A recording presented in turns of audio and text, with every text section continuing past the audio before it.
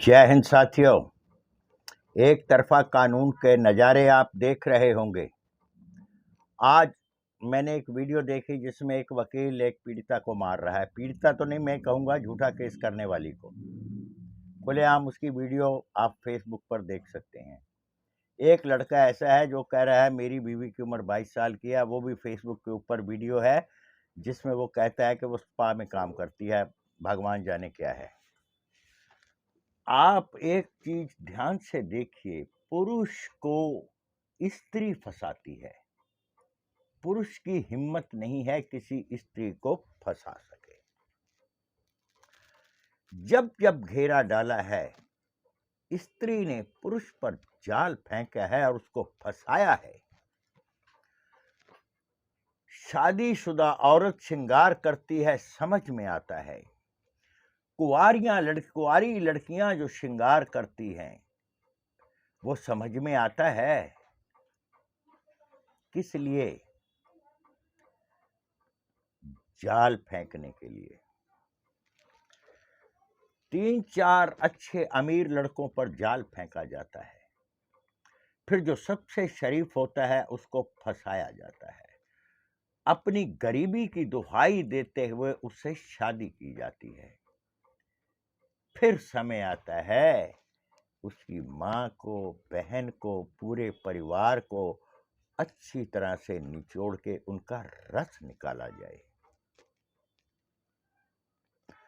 जो बच्चे मजबूती से इनका जवाब देने के लिए खड़े हैं, इनके हौसला जो बुलंद हैं, वो किस लिए हैं? इनके हौसले उन लोगों की वजह से बुलंद हैं जो बंद कमरों में समझौता करके इनकी जान छोड़ देते हैं या अपनी छुड़ा लेते हैं, ये नहीं पता। इनकी जान नहीं छोड़नी भैया। आपके ऊपर एलिगेशन लगा है, आपके फादर पर लगा है, आपकी सिस्टर पर लगा है, आपकी मदर पर लगा है। आप केस लड़िए। बहुत ताकतवर से ताकतवर लड़की 2 साल में दम तोड़ जाती है केस लड़ने के नाम पर। वकीलों के चक्कर काट काट कर जब नया नया केस होता है, पूरा परिवार आता है कोर्ट के अंदर, महिला थाने के अंदर लड़की वालों का। इसलिए आता है कि लड़के पे दबाव डाला जाए, हम सब एक हैं। 2 साल तो बहुत, शायद मैंने बात देर कर दी। 1 साल के अंदर अंदर सिर्फ लड़की रह जाती है कोर्ट में आने के लिए, और 6 महीने बाद वो भी टूट जाती है। जो इन्होंने नया फंडा चलाया है, एक बच्चा पैदा करने के बाद केस करेंगे, फिर लड़का लपेटे में आएगा। बिल्कुल किसी चक्कर में मत फंसना मोह माया के जाल में।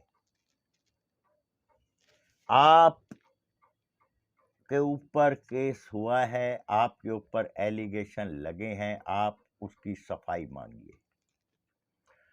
किसी वकील से ये कहने की जरूरत नहीं है कि आपने रिटेलिएट यानी कि इसका प्रत्युत्तर कैसे देना है। आप सीधा सीधा एक ही बात कहिए, ये जो मेरे ऊपर आरोप लगाए हैं इसको सिद्ध करें। महिला थाने में भी अगर आपको बार बार बुलाते हैं तो परेशान करते हैं, कोई आवश्यकता नहीं है। लिखत में लिख के दे दीजिए एक बार अपनी स्टेटमेंट, उसके बाद निर्णय उन पर छोड़ दीजिए, क्योंकि एफआईआर तो आपके ऊपर होनी ही है अगर आपने समझौता नहीं करना। आपको धक्के खा के भी एफआईआर का सामना करना पड़ेगा, स्टेट लिख के भी सामना करना पड़ेगा। तो धक्के मत खाइए, अपनी स्टेटमेंट लिख के दे दीजिए कि जी जो मेरे ऊपर एलिगेशन लगाए हैं वो सिद्ध किए जाएं, कोर्ट में हमारा केस डाल दिया जाए। आपकी महिला थाने से जान छुट जाएगी कोर्ट में जाते। आपके रही जो आपकी शादीशुदा बहन है उसको कोर्ट में नहीं घसीटा जाएगा। आपके माता पिता का नाम भी काट दिया जाएगा। माननीय अदालतों को पता लग चुका है कि ये तमाम फ्रॉड और फर्जी केस हैं। बलात्कार के केस भी 50% से ऊपर आते हैं जो फर्जी होते हैं।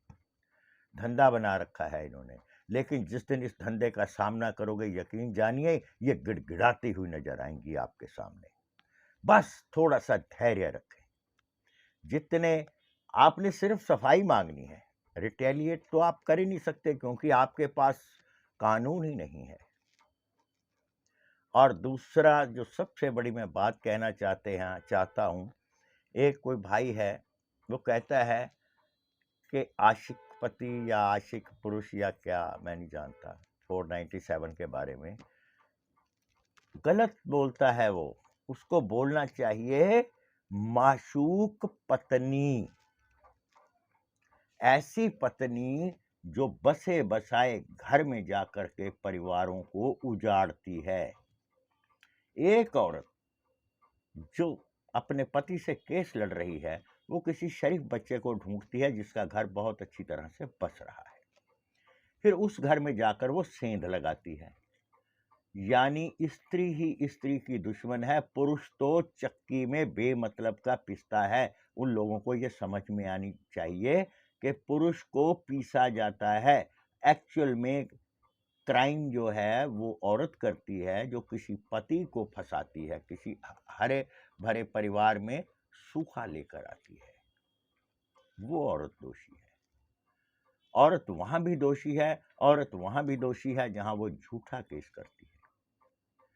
अरे बंदर को अपनी बंदरिया से भी मोहब्बत होती है, पुरुष को तो बहुत होती है। ये बस कानून का इनको एक पावर मिल गई है, उसका मिसयूज करके ये पुरुष को दबाना चाहती है। तो मैं बच्चों से कहूंगा, प्यारे बच्चों, दबना नहीं, थोड़ा सा सामना करना, स्टैमिना रखना। गिड़गिड़ाती नजर आएंगी। 10-10, 20-20 लाख की डिमांड जो है ना, 1 लाख तक आ जाएगी। हिम्मत हो तो दे देना, नहीं हिम्मत तो अड़े रहना, 0 पे जाएगा। जय हिंद साथियों।